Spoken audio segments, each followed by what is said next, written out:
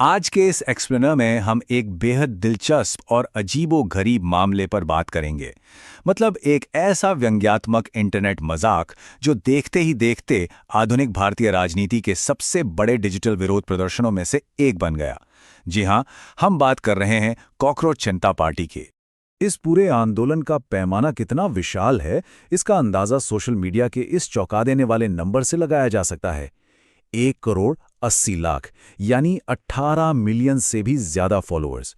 और सबसे हैरानी की बात तो यह है कि ये आंकड़ा लगभग रातों रात छू लिया गया। अब इन आंकड़ों की तुलना करें तो स्थिति का अनोखापन बिल्कुल साफ हो जाता है। एक तरफ ये कॉकरोच जनता पार्टी है जिसका कोई आधिकारिक रजिस्ट्रेशन तक नहीं है, और दूसरी तरफ हमारी स्थापित राष्ट्रीय पार्टियां जैसे कि बीजेपी और कांग्रेस है। सिर्फ कुछ ही दिनों में एक व्यंग्यात्मक पेज ने देश की सत्तारूढ़ पार्टियों के डिजिटल फुटप्रिंट को मीलों पीछे छोड़ दिया। तो आखिर ये सब शुरू कहां से हुआ? एक साधारण सा अपमान कैसे एक बड़ी राजनीतिक पहचान बन गया? चलिए इसे डिकोड करते हैं। इस पूरे विवाद के तार जुड़ते हैं 15 मई 2026 को सुप्रीम कोर्ट में हुई एक बेहद विवादास्पद टिप्पणी से। कथित तौर पर कहा गया कि कुछ युवा कॉकरोच की तरह हैं, जिन्हें रोजगार नहीं मिलता तो वो सोशल मीडिया एक्टिविस्ट बन जाते हैं और सब पर हमला करने लगते हैं।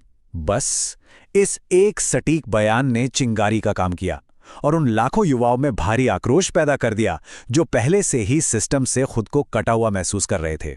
इस टिप्पणी के बाद डिजिटल दुनिया में जो प्रतिक्रिया हुई वो सच में बिजली की तरह तेज थी। टाइमलाइन पर गौर करें तो 15 मई को बयान आया और 16 मई को एक्स पर इस पार्टी का लॉन्च हो गया। आधिकारिक साइनअप की तो मानो बाढ़ सी आ गई। केवल 78 घंटों के भीतर इंस्टाग्राम पर 30 लाख फॉलोअर्स का आंकड़ा पार हो गया। डिजिटल इतिहास में ऐसी गति शायद ही पहले कभी देखी गई हो। जाहिर है, मामला बिगड़ने पर संस्थागत स्पष्टीकरण भी आना ही था। मुख्य न्यायाधीश की तरफ से कहा गया कि उनके बयान को गलत तरीके से पेश किया गया है और वो केवल फर्जी डिग्री वालों की आलोचना कर रहे थे। लेकिन यहां सबसे दिलचस्प बात यह रही कि ये सफाई बिल्कुल काम नहीं आई। जवाब में जो तर्क सामने आया वो ये था कि डिग्री का ना होना किसी को परजीवी या कॉकरोच कहने का अधिकार नहीं देता। और बस इसी एक बात ने कॉकरोच लेबल को युवाओं के लिए एक विद्रोही पहचान में बदल कर रख दिया। चलिए अब बात करते हैं इस पार्टी की कुछ ऐसी मांगों की जो देखने में तो पूरी तरह व्यंग्यात्मक लगती हैं, लेकिन हैं बहुत ही सटीक। सदस्यता के लिए जो मानदंड रखे गए हैं वो वाकई काफी मजेदार हैं। पहला कदम बेरोजगार होना, दूसरा शारीरिक रूप से आलसी होना, तीसरा रोजाना 11 घंटे से ज्यादा ऑनलाइन रहना और चौथा पेशेवर रूप से शिकायत करने की क्षमता होना। ये सब सुनकर हंसी तो आती है, लेकिन इसी साझा व्यंग्यात्मक इंटरनेट कल्चर ने असंतुष्ट जेनजी युवाओं को चुंबक की तरह अपनी ओर खींच लिया। हालांकि अगर हम इस हास्य के आवरण को थोड़ा हटाएं तो नीचे राजनीतिक व्यवस्था की एक बहुत ही तीखी आलोचना नजर आती है। इनका घोषणापत्र क्रोनी कैपिटलिज्म, न्यायिक नैतिकता और मीडिया की स्वतंत्रता जैसी गहरी चिंताओं पर सीधा प्रहार करता है। रिटायर हो चुके मुख्य न्यायाधीशों के लिए राज्यसभा सीटों पर बैन और दल बदल करने वाले राजनेताओं पर 20 साल के प्रतिबंध जैसी मांगें अपने आप में बहुत गंभीर हैं। तो असल में बात सिर्फ एक मजाक की नहीं है, इसके मूल में है युवाओं की हताशा। ये एक बहुत ही गंभीर और मापने योग्य आर्थिक चिंता की अभिव्यक्ति है। इस चार्ट को देखकर यह हताशा एकदम साफ समझ आती है। भारत में ग्रेजुएट्स की बेरोजगारी दर लगभग 29.1% है, जो कभी स्कूल न जाने वालों की तुलना में 9 गुना अधिक है। ये एक बहुत ही कड़वी सच्चाई है कि हमारे लाखों पढ़े लिखे युवा आज के जॉब मार्केट में अपनी जगह ही नहीं बना पा रहे हैं। और हाँ, हताशा का कारण सिर्फ बेरोजगारी नहीं है। कई अन्य प्रणालीगत मुद्दों ने भी इस आक्रोश में घी डालने का काम किया है, जैसे देशव्यापी नीट यूजी परीक्षा के पेपर लीक होना, देश की संपत्ति का चंद उद्योगपतियों के हाथों में सिमटना, रिटायरमेंट के बाद जजों की नियुक्तियों पर अविश्वास और सार्वजनिक असंतोष जताने के लिए कम होती सुरक्षित जगह। इन सब ने मिलकर एक ऐसा माहौल बना दिया है जहां व्यंग्य ही विरोध का सबसे सुरक्षित तरीका बन गया है।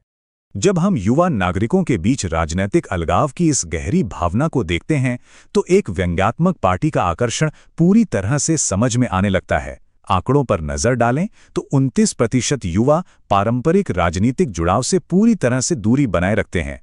और ठीक यहीं से जन्म होता है मीम पॉलिटिक्स का। देश में सक्रियता और विरोध का एक बिल्कुल नया मोर्चा। जो चीज़ पूरी तरह से इंटरनेट पर एक मजाक के रूप में शुरू हुई थी, वो बहुत तेजी से वास्तविक दुनिया की लामबंदी में बदल गई। एक तरफ हाँ, मैं हूं कॉकरोच, जैसे गाने ऑनलाइन वायरल हो रहे थे, तो दूसरी तरफ स्वयंसेवक सचमुच कॉकरोच की वेशभूषा पहनकर सड़कों पर उतर आए और सफाई अभियान चलाने लगे। इसने डिजिटल दुनिया की शिकायत और जमीनी नागरिक कार्रवाई के बीच की दूरी को बहुत ही शानदार तरीके से मिटा दिया। अब किसी भी विषय को निष्पक्ष रूप से समझना बहुत जरूरी है। इसलिए ये देखना भी अहम है कि इस आंदोलन को लेकर समाज की प्रतिक्रियाएं कितनी बटी हुई हैं। समर्थकों के खेमे में सबीर भाटिया, महुआ मोइत्रा और प्रशांत भूषण जैसी हस्तियां हैं जो इसे युवाओं के गुस्से का एक जरूरी और ताज़ा आउटलेट मानती हैं। वहीं दूसरी तरफ आलोचकों का मानना है कि ये विपक्ष से जुड़ा एक सावधानीपूर्वक तैयार किया गया ऑनलाइन पॉलिटिकल ड्रामा है। वो इसके संस्थापक के आम आदमी पार्टी के साथ पिछले संबंधों का भी हवाला देते हैं। खैर, इस समूह की लोकप्रियता जिस तूफानी रफ्तार से बढ़ रही थी, उसका नतीजा संस्थागत टकराव के रूप में भी सामने आया। जैसे ही उनके फॉलोअर्स 1,90,00,000 के पार हुए और उन्होंने सत्तारूढ़ दल के डिजिटल आंकड़ों को पीछे छोड़ा, 21 मई की शाम को एक कानूनी मांग के तहत भारत में उनके आधिकारिक एक्स अकाउंट को रोक दिया गया। अंततः ये पूरा घटनाक्रम हमारे सामने एक बहुत ही गहरा सवाल छोड़ जाता है। क्या कॉकरोच जनता पार्टी जैसी मीम संचालित सक्रियता महज एक डिजिटल ट्रेंड है जो कुछ दिन में गायब हो जाएगा, या फिर ये इस बात का एक स्थायी बदलाव है कि भविष्य में हाशियों पर खड़े युवा औपचारिक राजनीति के साथ कैसे जुड़ेंगे? डिजिटल व्यंग्य के पीछे छिपी इस गहराई और दर्द को समझना आज के समय में